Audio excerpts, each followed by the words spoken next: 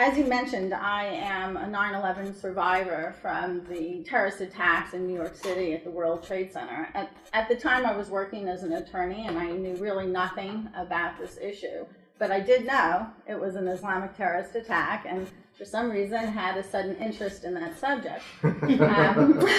So after burying my head in books and seminars and all kinds of educational material on it, somebody brought to my attention the Organization of Islamic Cooperation and its mission to stifle all the discussions that we were having about Islamic terrorism. I thought that sounded a little bit odd, but when I went to research the OIC's UN resolutions and their own speeches and their own documents, I found out that it was true. And I quickly and instinctively knew that freedom of speech was going to be the battlefield upon which all of our other freedoms would be lost or won. That the issue was not one of just violence, that violence was just a tactic to achieve a broader goal, and that it was the ideology that motivated that violence, which also motivates the stifling of free speech, and specifically of, quote, Islamophobic speech, which is basically implemented the way Islamic blasphemy laws are implemented. And it's done largely for two reasons. One, this is not what I had prepared, but one is to force non-Muslims to submit to Islamic blasphemy laws. And the second is to create a safe space for Islamic terrorists or jihadists to further their goals and create their strategies, being free from suspicion.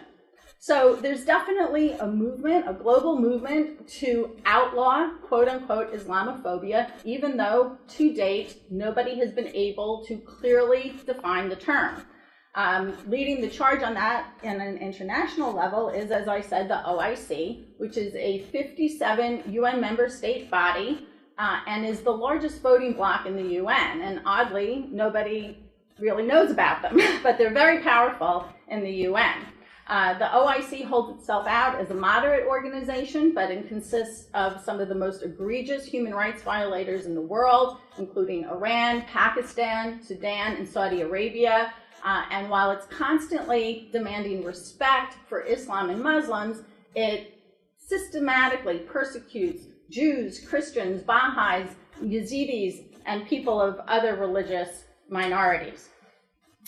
After 11 years of passing UN resolutions to combat defamation of religions, a resolution which was promulgated by the OIC and which in practice meant don't defame Islam, and it's very clear if you read their history that that is what it meant, the West woke up and realized, oh, this language is potentially dire for freedom of speech. So then Secretary of State Hillary Clinton, along with the OIC, was she actually asked them to draft a resolution that would retain free speech, but address the OIC's concerns about Islamophobia. What was passed was Resolution 1618 to combat intolerance based on religion or belief, now an infamous resolution, because somewhere along the way, two things happened. One was the OIC, which is a master manipulator of language, retroactively interpreted the resolution, and specifically the phrase to outlaw to criminalize incitement to violence. They retroactively made that clause have a test of consequences. So in America, it's already illegal to incite imminent violence. You can't encourage a bunch of people to go kill Joe, at 3 o'clock. You'll be responsible for that speech. But the way the OIC interprets that speech is, again, in line with Islamic blasphemy laws, saying that if you draw a cartoon, for example, the way they did in the Danish cartoons, and riots result, or if you make a religiously offensive comment or produce a film, and people respond by killing you, then that's okay, because the person responsible for that violence is the person who created the cartoon, the film, or the comment, and not the violent actor. The real problem with Resolution 1618 wasn't the resolution, because resolutions are non-binding and generally remain in the realm of the theoretical. The problem with Resolution 1618 was when Secretary Clinton and the OIC head at the time decided to have an implementation process for this resolution called the Istanbul process. This was absolutely unprecedented, totally unnecessary, and very ill-advised. This implementation process wound up consisting of conferences that occurred to this day all around the world and programs that consist of engagement and largely of measures to de-link Islamic doctrine from Islamic terrorism and in a way to censor professionals who are trying to connect the dots. The Istanbul process, somehow the State Department had voluntarily, Hillary Clinton had voluntarily offered to hold the first conference, and I don't know what happened in those closed-door meetings, but her position from the initial let's preserve free expression changed to very similar to the OIC's position, and even though we have the First Amendment, she said we will use peer pressure and shaming to achieve the same results in lieu of having speech restrictions. So while the resolution says that we're going to combat intolerance against religious minorities, the entire focus of the Istanbul process is on Islamophobia, and it largely turns a blind eye to the people who are really persecuted in the world under Sharia-controlled territories, including Christians, Jews, Yazidis, and so on. Of course, the OSCE is another international organization that, while it doesn't directly say it's trying to do to outlaw Islamophobia, does host these annual meetings, which my peers here have been attending, and year in and year out, Sharia-controlled countries and pro-Islamic NGOs, non-governmental organizations, keep trying to outlaw Islamophobia. And when people in the West testify to how doing that will have dire consequences for freedom of speech, I watched the videos of the testimony, and the moderator consistently, after each witness, would state that they shouldn't, that they're violating the principles, the OSCE principles of, quote, tolerance and non-discrimination by merely stating the facts. There's not any question that the anti-Islamophobia movement is targeted toward the West, and part of the reason for that is obviously because in the Middle Eastern countries, they already they have Islamic blasphemy laws already, so they're just manipulating language in a way that sounds palatable here. They're not going to come here and say, let's have blasphemy laws. They get laughed at.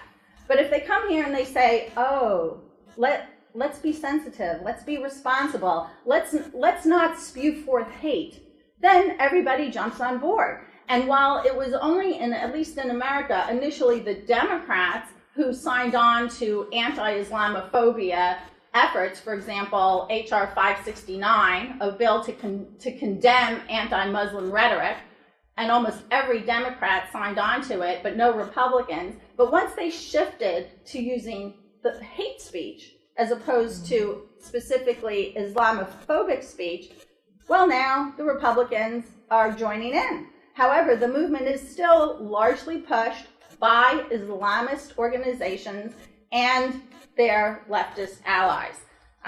In Europe, as Elizabeth indicated, things are much worse because they don't have a First Amendment.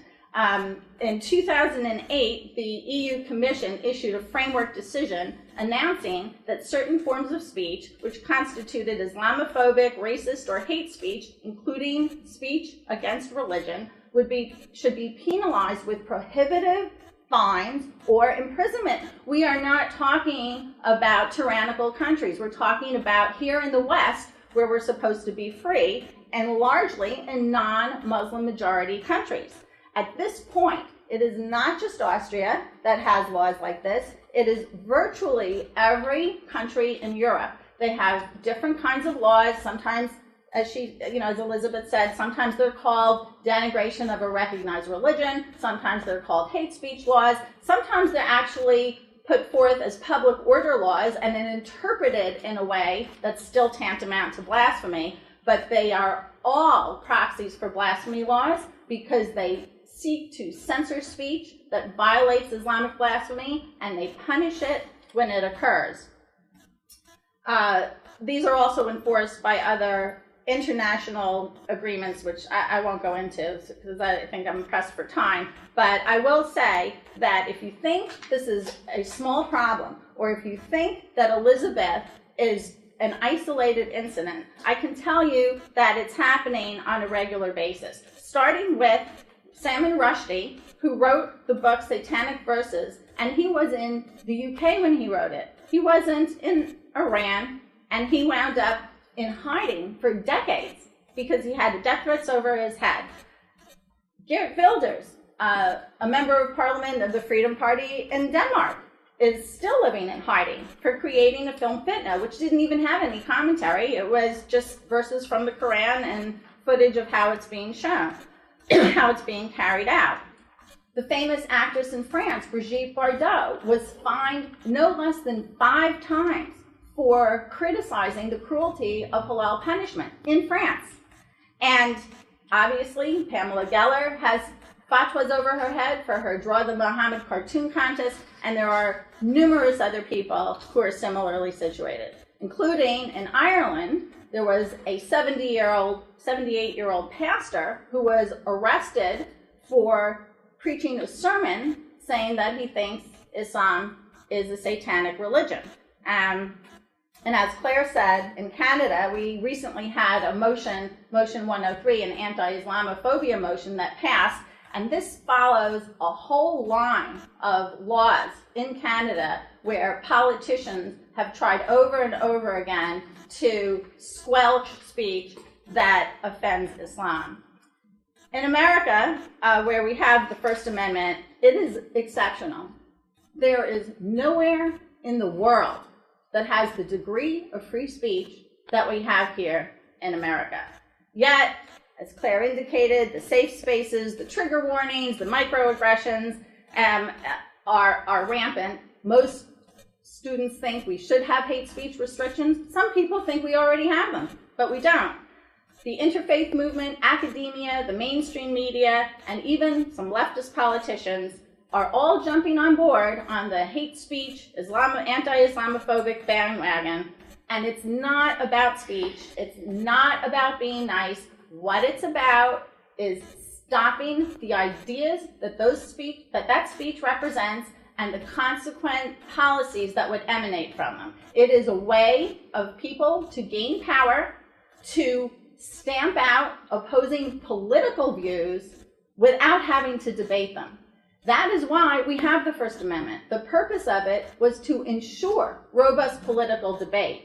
The purpose of it was to ensure that those with minority views could express them. The purpose of it was to guarantee that people who had ideas that some might find offensive could still see the light of day and be heard.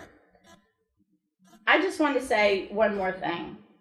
Pakistan's criminal code makes Islamic blasphemy and religious insult a crime. The penalties range from fines to jail to life imprisonment, depending on what kind of blasphemy is uttered. This country is one of the main countries leading the charge to outlaw Islamophobia in the West. That's who's leading the charge. This is where it's coming from, and just let that sink in.